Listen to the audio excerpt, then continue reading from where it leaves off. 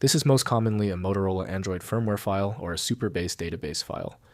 It acts as either a system binary file used to flash or unbrick smartphones, or a legacy database container for business applications. I'm Evan Brooks, Certified Support Engineer. Let's see if we're reviving a phone or recovering an old database. Don't worry if the first steps fail. I have a guaranteed nuclear option recovery process for the SBF format, but we'll attack the top issues first. The .SBF extension is a high-stakes format used in mobile telecommunications, Motorola flash files, and database management, Superbase. In the mobile world, it is a low-level binary image containing the entire operating system, bootloader, and radio drivers for a device. In the software world, it serves as a structured data file that stores records, indexes, and relational tables for the Superbase application suite. These files are governed by binary-checksum and relational-database protocols. Motorola firmware files follow a multi-CG code group architecture, where the file is split into specific headers that tell the flashing software exactly where to write data on the phone's internal memory.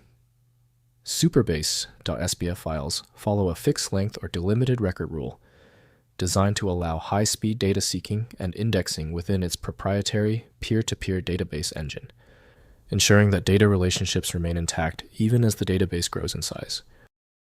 The fundamental software link for SBF files is built around RSD Lite by Motorola. Full rendering of all file components is dependent on dedicated proprietary software.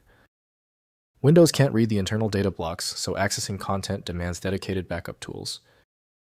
To ensure success, right-click the SBF file and select Open With. Run the file through RSD Lite if it is installed. If it's not present, choose another application. Sometimes older programs work best. When your SBF file isn't responding, don't worry, it's typical.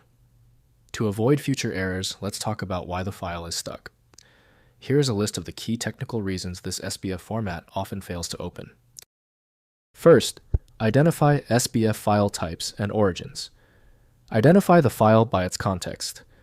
A large file, 100 MB plus, found in a firmware or flash folder is for a Motorola device. A smaller file, KB to low MBs, found in an old office or business software directory is a Superbase database. Note that opening a firmware file in a text editor will show binary code, while a database file may show some readable text headers. Next, software selection. For Motorola phones, you must use RSD Lite or a similar service tool to push the firmware to the device. For database files, you need Superbase Classic or Superbase Next. If you just need the raw data, some legacy database converters can scrape the .SBF to move the records into a modern CSV or SQL format. Finally, preventing data loss. If a firmware flash fails, ensure you are using the correct MD5 checksum for the .SBF file. A single bit of corruption can brick the phone. For Superbase users, if the database won't open, look for a companion.sbi index file. If the index is missing, the .SBF may appear corrupted, and you will need to use the rebuild index utility within Superbase to restore access to your records. If no local program recognizes the SBF file, it likely indicates a naming overlap where your system is attempting to use the wrong tool for that specific format. One helpful next step is to try a utility that attempts to bypass standard file associations by using raw-level data inspection to better identify the file's likely origin. When you frequently encounter difficult files, FileMagick is a must-have.